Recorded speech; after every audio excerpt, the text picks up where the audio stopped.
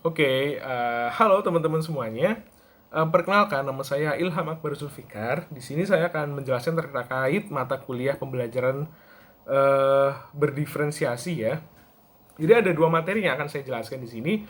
Yang pertama terkait dengan apa yang dimaksud dengan pembelajaran diferensiasi, dan yang kedua terkait dengan keragaman yang ada di kelas. Untuk yang pertama, saya akan menjelaskan terkait dengan pembelajaran berdiferensiasi. Jadi pembelajaran berdiferensiasi ini sebelumnya saya mengutip dari jurnal DESI yang diterbitkan tahun 2022 dengan judul Pembelajaran Berdiferensiasi dalam Rangka Mewujudkan Merdeka Belajar.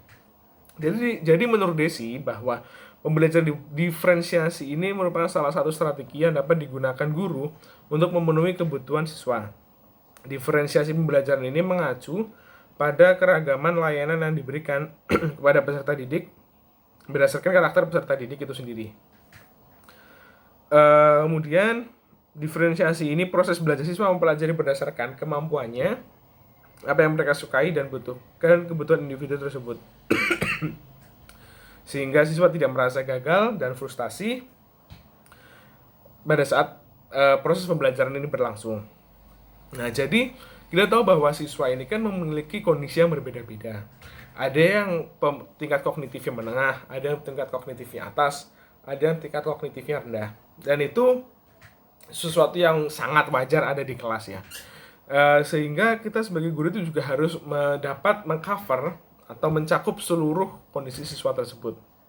Nah, maka dari itu kita bisa memberikan fasilitas lebih kepada siswa-siswa tersebut dengan cara bisa membuat kelompok-kelompok kecil, ataupun kita juga bisa memberikan kelas tambahan bagi mereka yang kognitifnya rendah ataupun juga bisa juga dengan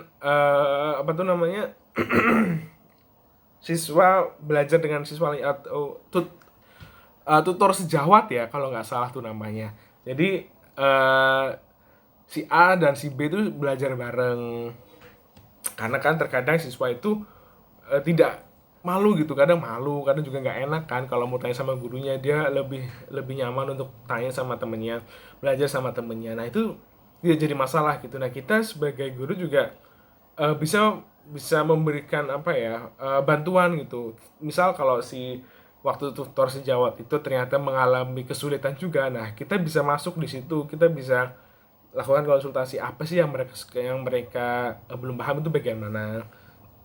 Kemudian kira-kira apa sih yang bisa saya bantu, seperti itu kan. Karena ini juga terkait pembelajaran diferensiasi juga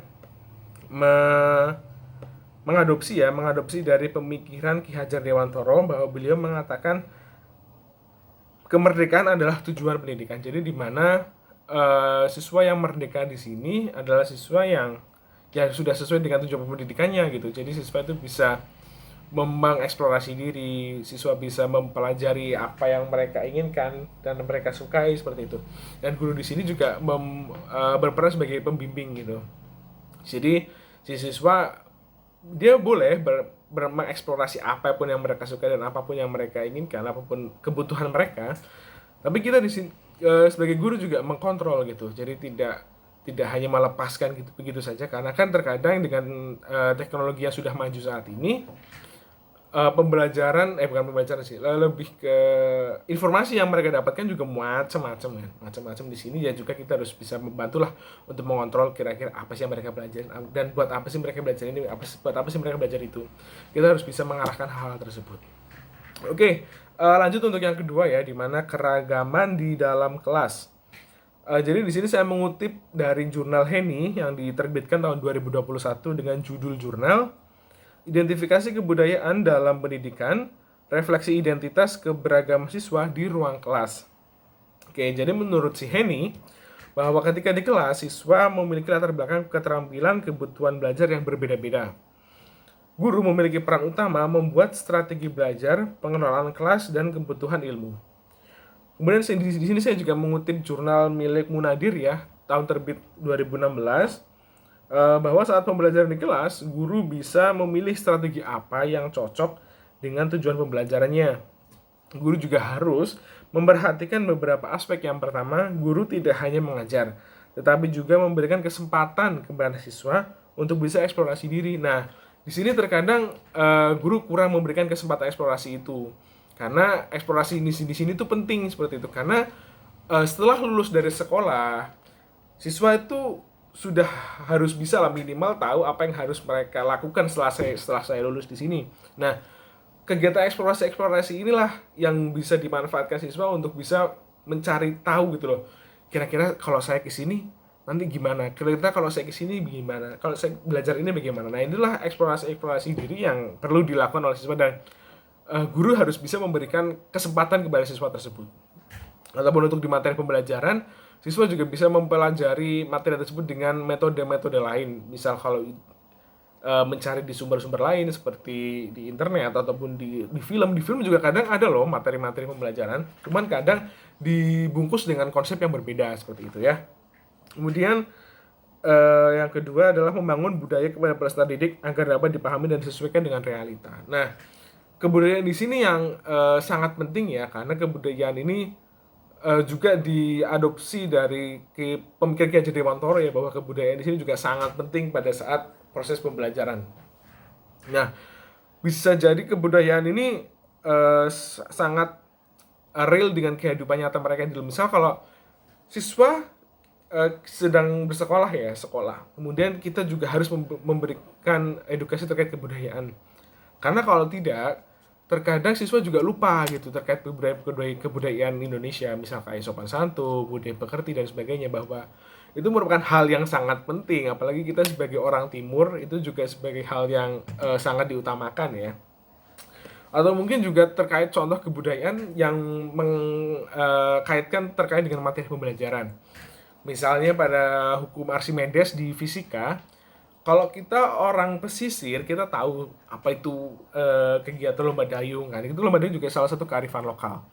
Nah, kearifan lokal ini yang jika kita masukkan ke materi pembelajaran juga sangat-sangat bagus, karena siswa jadi lebih tahu, lebih mengena terkait materi tersebut. Jadi misal nih, si siswa pergi ke suatu tempat. Si siswa melihat kapal, melihat perahu itu yang lewat. Nah, terkadang itu siswa bisa jadi ingat, loh, oh ini berarti materi yang kemarin diajarin sama ibu ini nih. Oh, berarti ini tentang materi hukum Archimedes. Oh, pantesan nih kenapa kapal bisa ngambang, kapal kenapa walaupun penumpangnya banyak kok aman-aman aja. Karena apa ya? Oh, karena ini contohnya. Seperti itu yang bakal mengena gitu di peserta didik ya. Kemudian yang terakhir, bahwa dalam pembelajaran bisa dikaitkan antara materi dengan pengalaman yang sudah dimiliki peserta didik. Nah, ini juga menurut saya sangat-sangat penting ya, karena pengalaman itu sendiri yang pengalaman peserta didik ya, ini sangat membantu guru gitu dalam menjelaskan materi. Karena sebelum si guru menjelaskan, jadi si siswa sudah memiliki pengetahuan terlebih dahulu gitu, memiliki pengetahuan, memiliki pengalaman, tapi mungkin saja pengalaman tersebut belum didasari oleh ilmu pengetahuan. Jadi dia hanya sekedar tahu, sekedar pernah melihat seperti itu. Nah, makanya untuk dibawa saat belajar di kelas, ini merupakan kesempatan bagi guru untuk menjelaskan terkait materi tersebut, terkait pengalaman yang sudah dimiliki oleh peserta didik dan dikaitkan dengan ilmu-ilmu pengetahuan atau materi pembelajaran yang sedang diajarkan di kelas ini. Nah, secara otomatis siswa juga menjadi lebih enjoy gitu dalam pembelajarannya, karena si siswa menjadi tahu, oh ya contohnya seperti ini, contohnya seperti ini. Nah, itulah yang perlu diperhatikan oleh guru ya. Saya kira itu saja yang bisa saya jelaskan terkait pembelajaran diferensiasi dan keragaman yang ada di kelas. Saya kira cukup. Jika ada kesalahan ataupun salah pengucapan ataupun salah, mungkin ada beberapa materi yang sekiranya kurang pas, saya mohon maaf sebesar-besarnya. Oke, sekian dan terima kasih dari saya. Wassalamualaikum warahmatullahi wabarakatuh.